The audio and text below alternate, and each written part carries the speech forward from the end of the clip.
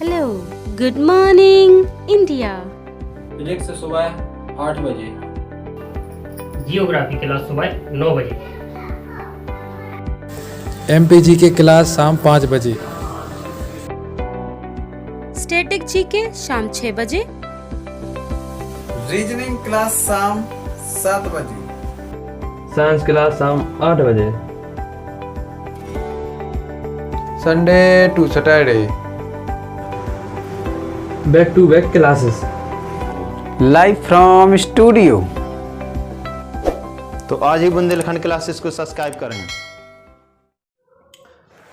Hi friends, welcome to Bundelkhand classes में आपका स्वागत है। जैसा कि दोस्तों आपको पता ही होगा, तो आप लोगों के लिए SSC GD MP plus railway Gaudi यानी आदि के बैच चल रहे हैं। ठीक है, तो हम आशा करते हैं कि आप लोगों ने इस बैच आपको ज्वाइन कर ही ली होगी। ठीक है, तो आपके लिए प्रतिदिन वीडियो लाइव मिलता ही है। साइंस का तो सेल पढ़ चुके थे, सेल के बारे में कुछ पॉइंट आप लोग इम्पोर्टेंट पढ़ चुके थे। ठीक है, अब इसके बाद होगा आज कोश का विभाजन, यानी कोश का विभाजन क्या है और कोश का विभाजन क्यों आवश्यक है मानव शरीर के लिए। ठीक है, तो दोस्तों वीडियो को ज़्यादातर दोस्तों को शेयर करिए। ठीक है दोस्तों, तो आप लोग ज़्यादातर दोस्तों को शेयर कर दीजिए।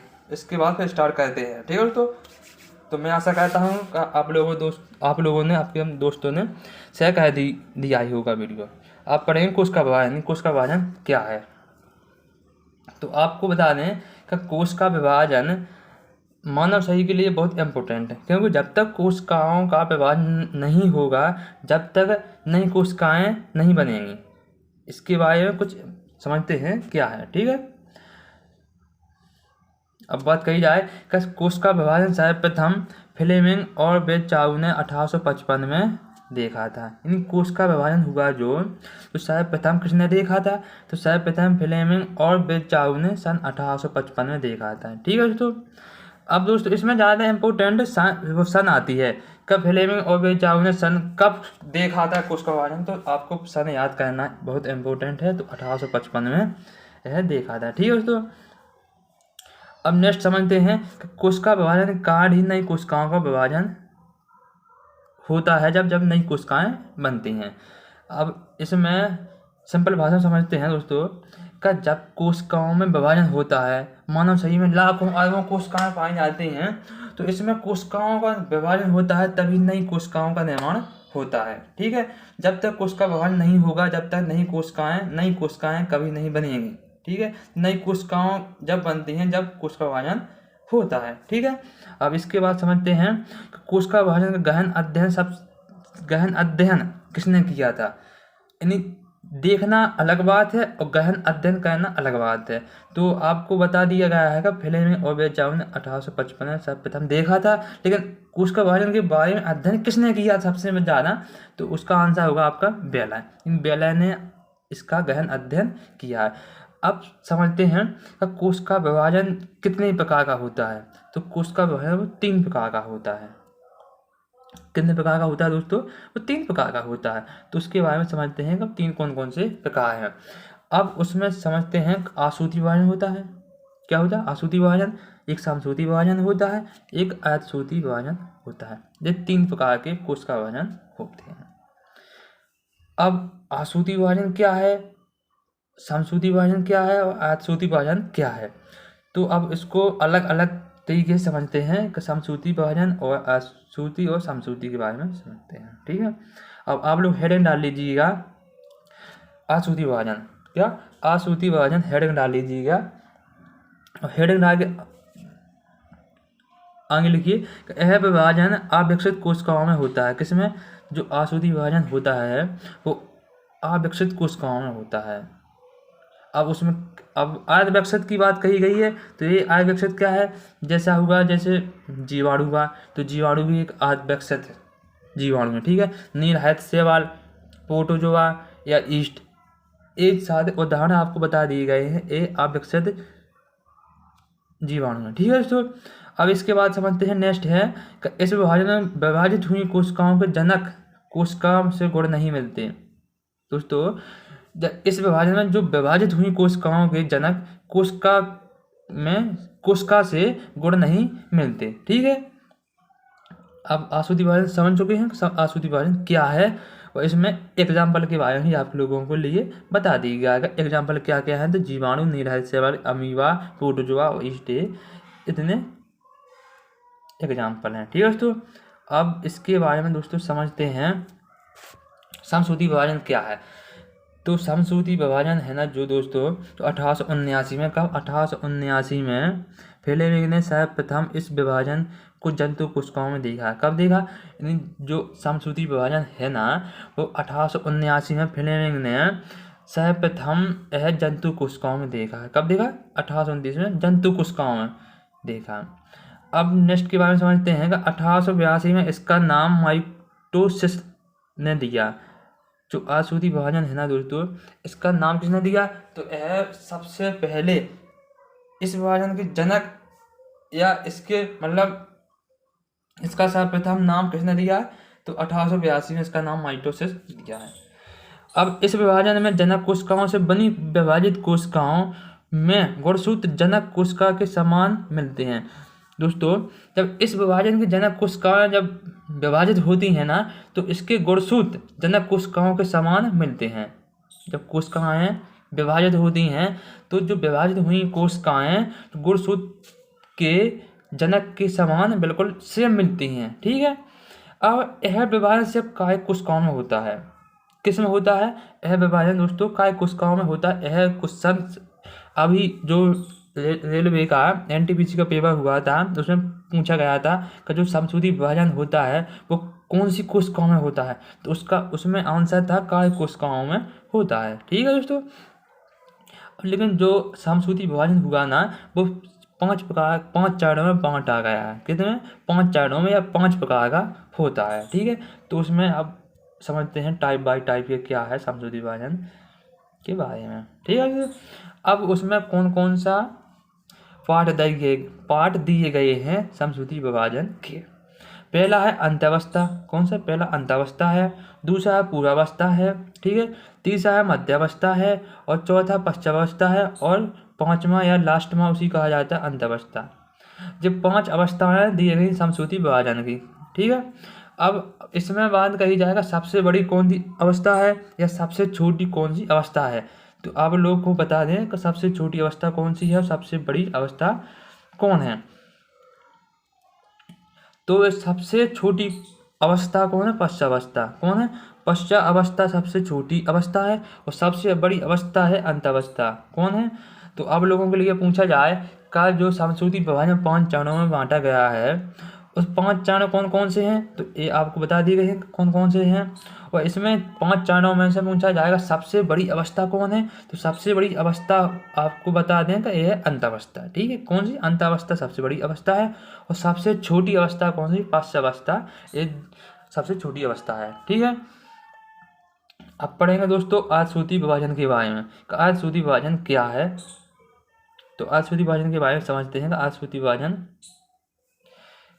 क्या है। तो आश्रुति विभाजन बिजमैन ने यह विभाजन सर्वप्रथम देखा था। कब देखा था, जो आश्रुति विभाजन है दोस्तों वो सर्वप्रथम किसने देखा, वो बिजमैन ने देखा है। ठीक है, अब लेकिन इसका अध्ययन, विस्तृत अध्ययन या गहन अध्ययन सबसे ज़्यादा किसने किया है इसके बारे में अध्ययन, तो 1888 में स्टार्नबर्गर ने सर्वप्रथम इसका गहन अध्ययन किया है। ठीक है, लेकिन देखना आपको पहले भी बता दिया गया है कि देखना अलग बात है, उसके गहन अध्ययन करना अलग बात है। तो देखा किसने था, मैंने देखा था, और इसका गहन अध्ययन किसने किया था, 1888 में स्टार्नबर्गर ने इसका गहन अध्ययन किया, किसका, आश्रुति विभाजन का।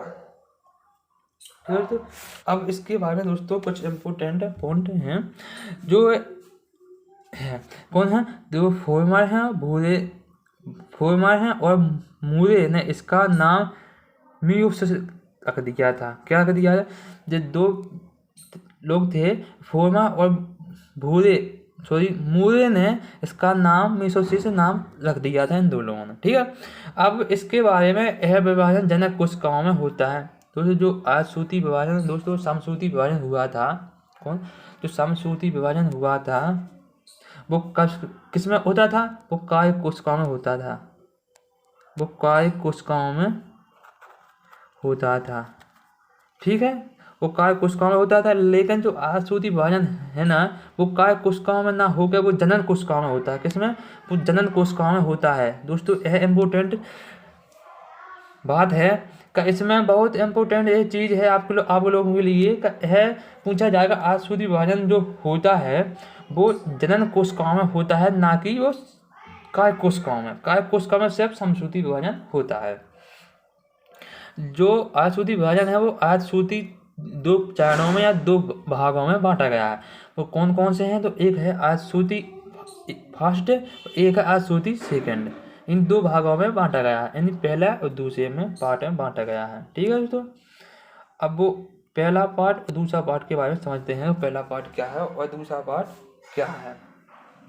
ठीक है, तो आसूती फर्स्ट है का इस विभाजन में जनक कोशिकाओं 4 भागों में टूटती हैं। किसमें?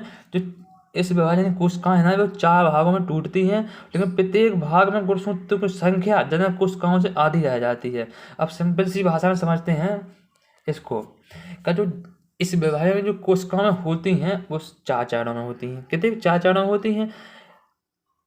यहाँ तक बात समझ चुके हैं। लेकिन प्रत्येक भाग में जो गुणसूत्रों की संख्या है ना वो जनक कोशिकाओं से आधी रहती हैं। ठीक है, कैसे रहती हैं? तो जनक कोशिकाओं से आधी रहती हैं, जो 4 भागों में इसका टूटना होता है।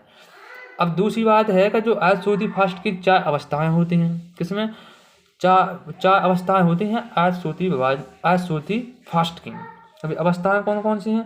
तो भी अवस्थाएं हैं दोस्तों, इसको नोट करके लिखिएगा। क्या? नोट करके लिखो दोस्तों। और दोस्तों वीडियो को पसंद आया दोस्तों शेयर करिएगा। ज़्यादातर दोस्तों को शेयर करना आपको पड़ेगा वीडियो को, क्योंकि दोस्तों आप लोगों के लिए हम लोग हमेशा मेहनत कर रहे हैं। जैसे साइंस की होगा क्लास हुआ, रीजनिंग की हुआ, मैथ की मिल रही है आपको, MPG की मिल रही है, जियोग्राफी की मिल रही है। तो ऑल सब्जेक्ट आपको फ्री निःशुल्क पढ़ाए जा रहे हैं। और आप लोग MP+ का और SSC GD के बैच चल रहे हैं, तो आप लोग उसको भी ज्वाइन करिएगा। ठीक है, वो आपको लोगों के लिए बहुत इम्पोर्टेंट बैच चल रहे हैं। ठीक है, वो आपको कोई फीस नहीं देना है, निःशुल्क बैच चल रहे हैं, तो आप लोग ज़्यादा से ज़्यादा फ़ायदा उठाइएगा। और निःशुल्क है। ठीक है, आपको कोई इसमें कोई फीस नहीं देना है, इसमें कोई संकट नहीं है होना है आपको कि इसमें कोई फीस देना है। तो इतना ही आपको बता दें, इसमें कोई फीस नहीं आपको से ले रहे हैं, वो फ्री आपके लिए ही है। ठीक है, लेकिन आपको वीडियो को ज़्यादा दोस्तों को शेयर करना है, लाइक करना है और बुंदेलखंड क्लासेस को सिर्फ सब्सक्राइब करना है। ठीक है दोस्तों, अब इसके बारे में आपको बता दिया है, नोट करके लिखिएगा। जो आसूती विभाजन है ना वो 4 अवस्थाएँ बांटा गया है, मात्र 4 अवस्थाओं में बांटा गया है। अब कौन कौन सी अवस्थाएँ हैं? जैसे होगा प्रोफेज, मेटाफेज, एनाफेज और टेलोफेज। ये 4 अवस्थाएं हैं किसकी हैं? ये 4 अवस्थाएं वो आसूती फर्स्ट की हैं। इन आसूती जो 2 भागों में बांटा गया था, जो आसूती फर्स्ट में और आसूती सेकंड में बांटा गया था, वो आसूती फर्स्ट की अवस्थाएं जो 4 बता दी गई हैं। ठीक है, अब आपसे पूछा जाए कि इन 4 अवस्थाओं में से जो सबसे लंबी अवस्था कौन सी है? तो 4 अवस्थाओं में सबसे लंबी अवस्था होती है वो प्रोफेज होती है, यानी प्रोफेज ये अवस्था सबसे लंबी होती है।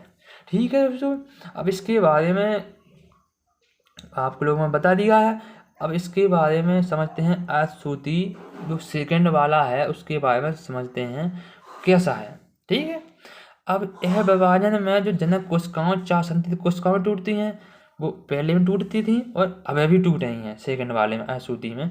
लेकिन इसमें कुछ और अलग होने वाला है। क्या? तो सभी कोशिकाएं जनक कोशिकाओं से आधे गुणसूत्र लेती हैं। ठीक है, आपको समझ चुके हैं।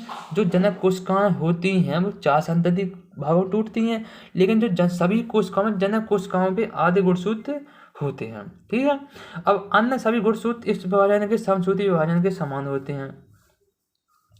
जो समसूती विभाजन होता था वो होता है किसमें? काय कोशिकाओं होता है। लेकिन दोस्तों अब इसमें कुछ इम्पोर्टेंट बात कही गई है।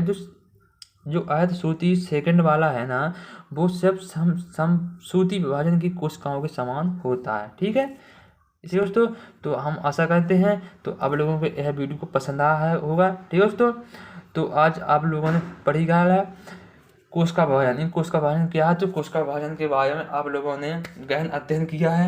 हम आशा करते हैं आप लोगों को ये वीडियो पसंद आया होगा। ठीक है दोस्तों, तो यह वीडियो ज़्यादातर दोस्तों को शेयर करिएगा, लाइक करिएगा, बुंदेलखंड क्लासेस को सब्सक्राइब करिए। दोस्तों एक बार फिर से दोहराते हुए आप लोगों के लिए निःशुल्क बैच चल रहे हैं, तो आप लोग उसको ज्वाइन करिएगा। वो आपके लिए बहुत इंपॉर्टेंट बैच चल रहे हैं, बहुत खास बैच हैं, इसमें कोई फीस नहीं देना है दोस्तों। तो आप लोग उस बैच को ज्वाइन करिएगा। ठीक है दोस्तों, और हमारी टीम से या हमारे मतलब क्लासेस के कोई भी आपको डाउट हो या आप मतलब कोई भी सुझाव हो तो आप कमेंट बॉक्स में दे सकते हैं। कोई भी सुझाव, और कोई भी सब्जेक्ट का, मैथ हुआ, रीजनिंग हुआ, जीके, साइंस, कोई भी ऑल सब्जेक्ट किसी भी चीज़ का डाउट होगा तो आप लोग कमेंट बॉक्स में जरूर पूछिएगा। ठीक है, तो जय हिंद दोस्तों, मैं आशा करता हूँ अब नेक्स्ट मिलते हैं, कल मिलेंगे। इसके कोश का विभाजन के आगे क्या पढ़ने वाले हैं तो उसको आप लोग इसके बारे में गहन अध्ययन कीजिए। और दोस्तों बुंदेलखंड क्लासेस को सब्सक्राइब कीजिए। ठीक है दोस्तों, जय हिंद, जय भारत। दोस्तों पहली बात, पढ़ेगा भारत तो बढ़ेगा भारत। जय हिंद।